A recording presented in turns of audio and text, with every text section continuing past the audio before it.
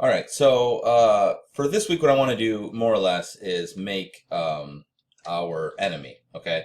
Now, if you have any experience with 3D, like if you've taken the Intro to 3D class or the character modeling class, you can just go ahead and use those processes therein. You don't have to follow this tutorial.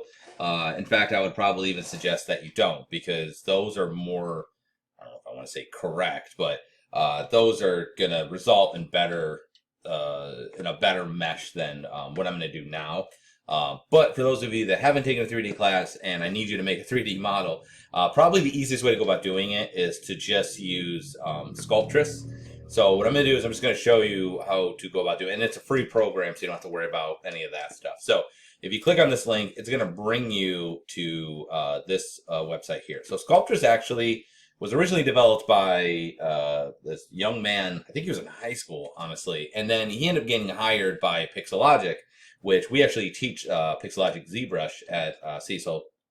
And they subsequently, I guess, took over the program and he kind of completed it, although it never actually was entirely complete. And that's where it was made. Since then, Pixelogic has actually released, they stopped producing it. They never actually completely finished it. It's actually never got out of Alpha 6.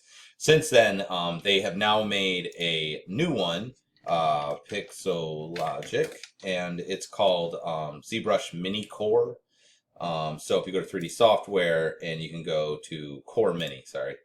They also have ZBrush Core.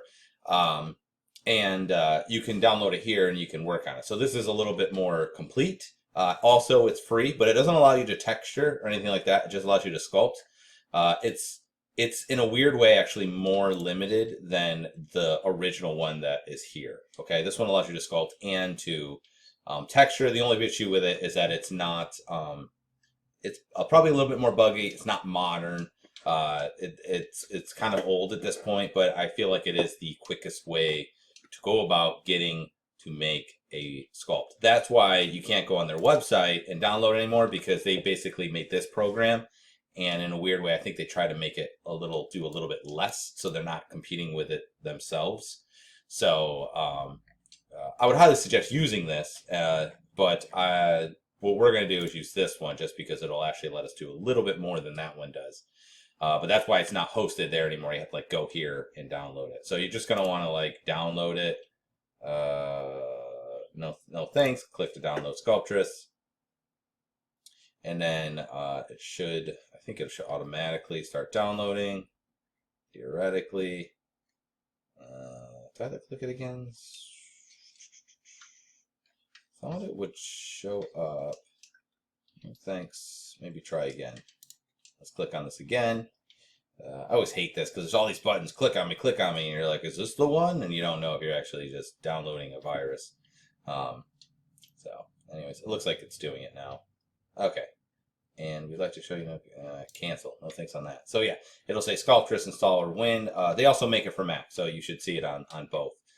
Just hit save file and then just install it. It's a pretty small, light program, and it works on pretty much anything. Okay, so just right on my site, like I said, there's a link here that you can just install it there and then just download it and whatever. Okay, and the next one, we'll actually start using it.